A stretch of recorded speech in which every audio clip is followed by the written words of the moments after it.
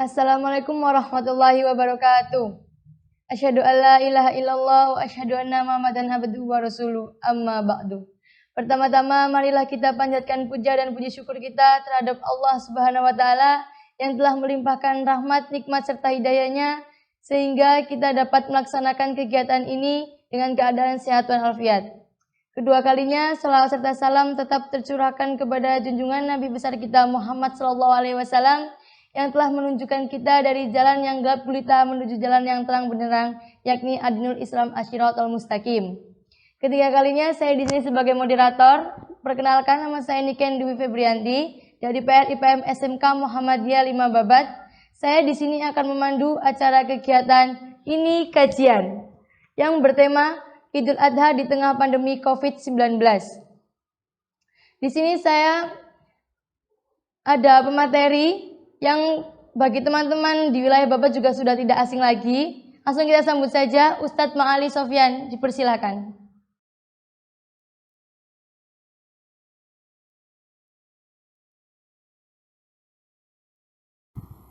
Gimana Pak, apa kabar? Apakah baik?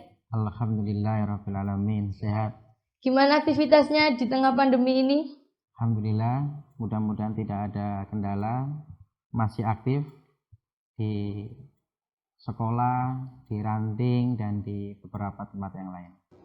Sampean ini itu ya, masih mengajar di SMA 1 Muhammadiyah Masih, 1 Babat ya? Masih, sampai hari ini kita masih di SMA Muhammadiyah 1 Babat. Langsung saja kita serahkan kepada Pak Ma'ali untuk menyampaikan materi ini. Dipersilakan Pak. Oke. Ya, terima kasih. Assalamualaikum warahmatullahi wabarakatuh. Alhamdulillahirabbil alamin. Wassalatu wassalamu ala nabiyyina Muhammad wa ala alihi wa ashabihi wa man tabi'ahum bi ihsanin ila yaumiddin, amma ba'd. Untuk adik-adikku Hipmawan dan Hipmawati yang kami cintai dan kami banggakan, alhamdulillah pada kesempatan pagi hari ini kita bisa bersilaturahim walaupun dengan jarak yang tidak berdekatan. Mudah-mudahan silaturahim ini ada hikmah dan manfaatnya, dan kita semua termasuk orang-orang yang selalu dijaga oleh Allah Subhanahu wa taala, kesehatannya, kebahagiaannya, semua kehidupan kita betul-betul diridhoi oleh Allah Subhanahu wa taala. Adik-adikku yang kami banggakan, ketika kita berbicara tentang Idul Kurban di tengah corona, ya, sebelum kita masuk ke sana tentu ada beberapa hal yang perlu kita pahami, perlu kita cermati bersama. Apa itu? Yaitu kita ini sebagai muslim yang aktif beribadah kepada Allah. Saya katakan aktif karena kita setiap hari sholat. Besok kita tanggal 9 Dzulhijjah juga insya Allah saya, kalian semuanya akan melaksanakan puasa Arafah. Artinya walaupun kita bukan orang yang maksum, tetapi kita juga tidak bisa dipungkiri kalau kita ini orang yang aktif dalam beribadah kepada Allah Subhanahu wa taala. Satu hal pada kesempatan kali ini yang harus kita pahamkan pada diri kita, bahwa kita harus menjadi orang yang berterima kasih kepada Allah. Orang atau hamba yang betul-betul tidak boleh lupa untuk mengatakan alhamdulillah. Bahkan di setiap saat harus kita ucapkan kalimat itu. Kenapa? Karena kadang-kadang kita memang tidak menyadari, tapi mudah-mudahan pada pagi hari ini kita semua jadi sadar. Pernahkah kita berpikir, pernahkah kita merenung bahwa jangan-jangan kita termasuk orang yang pernah terpapar virus corona? Pernahkah kita membayangkan kalau seandainya diri kita mengetahui kalau kita ini orang yang terkena virus corona? Takut, khawatir, cemas, pikirannya, was matilah aku begitu. Tetapi kalau kita tidak dikasih tahu oleh Allah, kemudian ternyata kita terkena virus ini, kemudian dengan sendirinya Allah sembuhkan tanpa kita usahakan, mungkin enggak? Mungkin loh. Sampeyan yang sedang melihat sekarang ini, kita yang hadir di sini, mungkin sekali kalau kita ini pernah terpapar virus corona. Tetapi Allah sembuhkan tanpa sepengetahuan kita. Begitulah Allah ketika melakukan hal-hal yang besar dengan cara yang cukup halus. Dikasih sakit tanpa ada kita sadari, Allah kasih kesembuhan tanpa kita usahakan.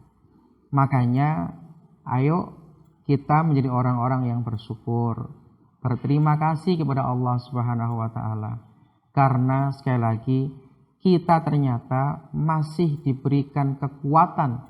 Apakah kita terkena virus atau kita tidak terkena virus? Intinya adalah kita pada pagi hari ini menjadi orang-orang yang bahagia. Adik-adikku, Hikmawan dan Hikmawati yang saya banggakan dan kami cintai semuanya. Terkait dengan masalah kurban di tengah corona, tentu harus kita bahas terperinci, walaupun tidak terperinci sekali, tetapi minimal ada beberapa poin yang perlu kita pahamkan. Yang pertama, bahwa kita semuanya tahu bahwa Rasulullah Shallallahu Alaihi Wasallam itu pernah menyatakan, pernah menyampaikan kepada kita selaku umatnya. Beliau mengatakan tidak ada pekerjaan, tidak ada ibadah, amal perbuatan pada hari Idul Adha atau fi yaumin nahar yang lebih Allah cintai daripada hiraqati damin. Apa itu? Mengalirkan darah. Bukan tawuran, bukan bunuh-bunuhan.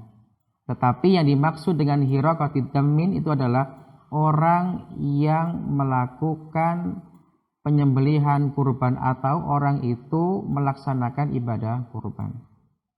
Artinya ketika kita membaca hadis ini secara sepintas, seolah-olah tidak ada amalan yang paling dicintai oleh Allah pada tanggal 10 Dzulhijjah kecuali kita berkurban. Baik kurban itu kambing ataupun kurban itu unta atau sapi. Adik-adikku yang kami banggakan.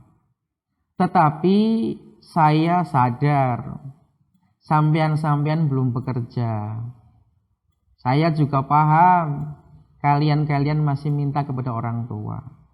Terus bagaimana caranya supaya kalian, adik-adikku ini semuanya mampu mendapatkan pahala yang besar juga, yang mungkin sepadan atau minimal miriplah dengan orang-orang yang melakukan kurban. Banyak. Makanya Rasulullah Shallallahu Alaihi Wasallam itu sering sekali menyampaikan tentang amalan-amalan yang paling dicintai, amalan-amalan yang utama dan seterusnya. Saya kasih contoh sebelum saya membandingkan antara bagaimana kita menghadapi COVID ini dengan berbarengan dengan Idul Kurban. Saya kasih contoh bahwa ternyata amal ibadah itu banyak yang dicintai oleh Allah. Amal ibadah itu banyak yang lebih unggul di hadapan Allah daripada amal ibadah yang lainnya. Pernah nggak kalian semuanya, adik-adikku, pernah mendengar bahwa ketika Rasulullah SAW ditanya, amalan apa yang paling utama di hadapan Allah? Rasul mengatakan, ini dari Ibnu Mas'ud ya. Abdullah bin Mas'ud, Rasul mengatakan, as-salatu ala waqtiha. Rasul ketika ditanya sama Ibnu Mas'ud, amalan yang paling utama di hadapan Allah itu apa? Yang pertama kata Rasulullah, as-salatu ala waqtiha.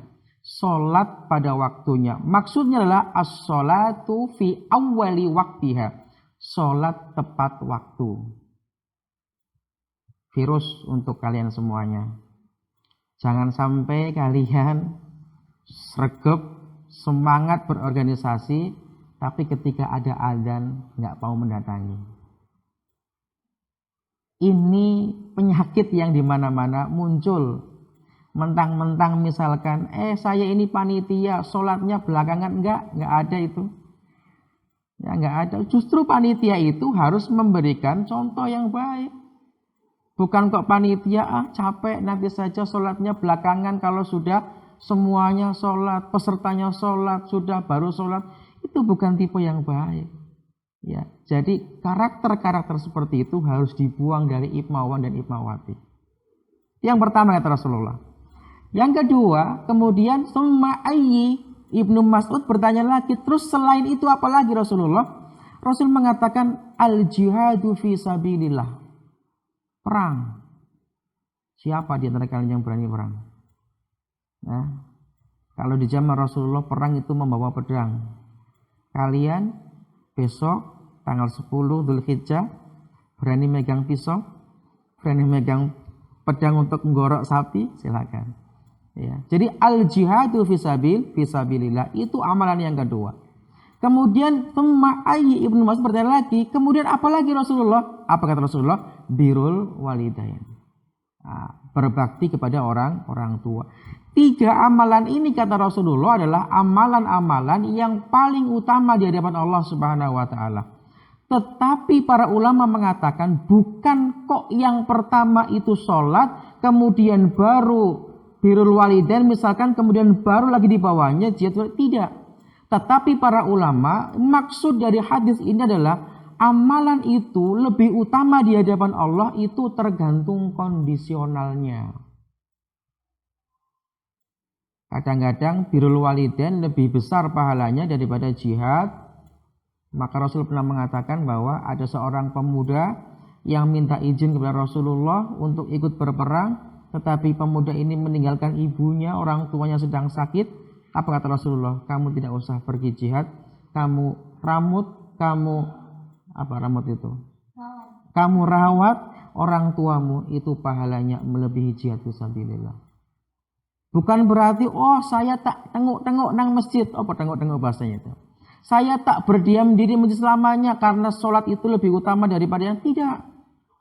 Kalau kalian punya orang tua, maka kalian ngopeni orang tua, merawat orang tua itu, tetap tinggal di rumah itu jauh lebih hebat, jauh lebih utama daripada kuliah loh ya. Ayo, daripada kuliah. Ya. Ada yang kerasa nggak? Aku butuh kuliah, masih wong tua aku tuwek, sakarep terserah. Tapi Rasul mengatakan begitu. Kemudian saya katakan, kenapa saya bilang tadi bahwa 3 amal ini belum tentu bukan berarti cuma 3 amal ini yang paling utama dan tidak. Ibnu Mas'ud mengatakan bahwa andaikan aku bertanya lagi kepada Rasulullah, pasti Rasul akan menjawab yang lainnya. Artinya amalan-amalan yang utama di hadapan Allah itu banyak. Ini saya sinkronkan dengan tadi. Pekerjaan, ibadah, perbuatan tidak ada yang lebih utama pada tanggal 10 Dzulhijjah kecuali menyembelih kurban. Kalau yang tidak mampu untuk berkurban, ya silakan cari amalan yang lainnya. Bukan kok berarti kemudian putus asa, aku gak entuk apa-apa tak turu wae, bukan. Tapi coba kamu punya uang 5.000, kalian punya uang 10.000, kemudian orang tua kalian pingin sesuatu, ya, tahu campur kayak. Kalian belikan itu, ini aku gak iso korban tapi iso tuku tahu campur. Loh, itu luar biasa di hadapan Allah. Makanya Rasul pernah mengatakan dalam hadisnya, seseorang yang menafkahkan 1 rupiah itu bisa lebih banyak pahalanya daripada orang yang menyedekahkan 100.000 rupiah. Kenapa? Tergantung orang yang memberi Rp1 itu karena uangnya memang sedikit, tapi yang bersedekah 100.000 rupiah uangnya miliaran. Lebih besar pahalanya orang yang memberikan 1 rupiah. Nah, sekarang kita sinkronkan bagaimana ya kita bersikap terhadap kurban di tengah corona. Saya katakan memang ibadah-ibadah yang paling dicintai oleh Allah adalah ibadah-ibadah yang sifatnya itu sosial. Rasul pernah mengatakan dan pernah mewanti-wanti kepada sahabatnya, ojo sampai Jangan pernah kalian menyimpan daging lebih dari 3 hari. Itu Rasul katakan ketika masa itu masa paceklik, masa sulit. Untuk apa? Untuk pemerataan. Tidak boleh ada orang yang menyimpan daging lama-lama tetapi yang lainnya kekurangan. Kalau sudah kecukupan semua nggak apa-apa, silakan simpan di freezer. Makanya ada istilah hari tasyrik. Apa itu hari tasyrik? Hari tasyrik itu adalah hari dendeng. Apa itu dendeng? Dendeng itu mepe jemur daging kurban supaya awet untuk disimpan. Dulu nggak ada freezer. Makanya ada istilah hari tasyrik. Tapi nggak boleh diganti hari tasyrik jadi hari freezer. Mentang-mentang sekarang ditaruh di freezer.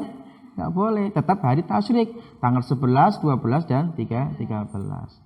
Nah terus bagaimana? Milih mana kita? Berkurban atau membantu saudara-saudara kita yang sedang terkena COVID? Maka disinilah kita sebagai umat Islam harus bijak. Kita sebagai umat Islam harus betul-betul mencermati, jangan gerasa gerusu, jangan asal ngomong. Kita lihat, kita cek, kita teliti di mana keadaan kita, apakah keadaan kita, lingkungan kita membutuhkan santunan untuk penanganan COVID. Apakah justru tetangga kita, lingkungan kita, daerah kita memang betul-betul membutuhkan hewan kurban. Karena dua-duanya sifatnya sosial. Dua-duanya bukti kita bersyukur kepada Allah Subhanahu wa ta'ala. Fasalli li rabbika wanhar. Berkurban kita juga itu adalah implementasi kita bersyukur kepada Allah. Kemudian kita bersedekah, kita menyalurkan harta kepada orang-orang yang terkena COVID. Itu juga sifatnya hablum minan nas, juga sosial. Makanya Rasul mengatakan silakan pilih. Silakan pilih yang menurut Anda itu lebih utama Anda kerjakan pada saat itu. Rasul mengatakan ahabbun nasi ilallahi anfa'uhum linnas. Rasul mengatakan orang yang paling dicintai oleh Allah adalah orang yang paling bermanfaat untuk orang lain. Wa ahabul a'malu ilallah, dan pekerjaan, perbuatan, ibadah yang dicintai oleh Allah Subhanahu wa taala, pertama, sururun tudkhiluhu ala muslim. Seseorang yang mampu menjadikan orang lain itu tersenyum bahagia. Au takshifu anhu kurbatan, atau orang yang mampu meringankan beban saudaranya. Autak didainan, atau kalau kalian mampu patungan, kalian mampu galang dana, ayo orang-orang yang pailit, orang-orang yang sudah bangkrut, yang kelilit utang, bantu. Takdidainan, orang yang mampu berusaha untuk meringankan atau bahkan menyelesaikan utang-utang saudaranya. Sekali lagi adik-adikku yang saya banggakan, yang kami cintai, silakan, saya tidak akan mengatakan mana yang lebih afdol, ya, uang kalian dipakai untuk kurban atau uang kalian dipakai untuk penggalangan dana COVID. Silakan, kalian lebih tahu insya Allah posisi Anda, posisi kalian berada di mana. Apakah posisi kalian berada di orang-orang yang membutuhkan COVID atau bantuan COVID, atau posisi kalian memang di tengah-tengah orang yang membutuhkan daging untuk nutrisi dan untuk perbaikan gizi. Ya, saya kira itu dulu. Barangkali ada pertanyaan atau diskusi bisa kita diskusikan bersama-sama. Cukup segitu? Oke, silakan. Alhamdulillahirrahmanirrahim. Terima kasih untuk Ustadz Ma'ali Sofian. Semoga Ustadz Ma'ali Sofian diberikan kesehatan, dilancarkan urusannya.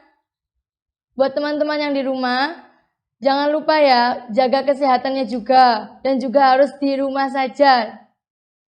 Harus jaga jarak juga dan harus siap juga hand sanitizer untuk di rumah. Sekian dari acara ini. Nun wal qalam yawma yasturun. Wassalamualaikum warahmatullahi wabarakatuh. Untuk teman-teman semua yang ada di rumah, jangan lupa ya subscribe, like, and comment juga. Kalau nanti ada yang mau bisa ditanyakan atau mau tanya-tanya, komen di bawah aja.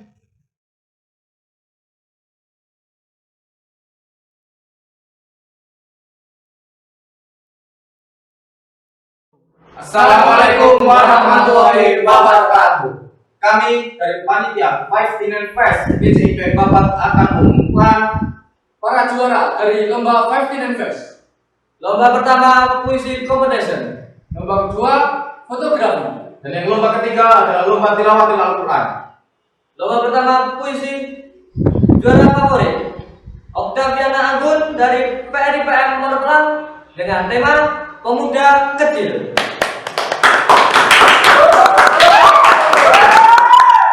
Juara kedua Aulia Dwi Indriani dari PRIPM SMK Muhammadiyah 5 Babat dengan tema Gerakan Pena Pelajar Muhammadiyah.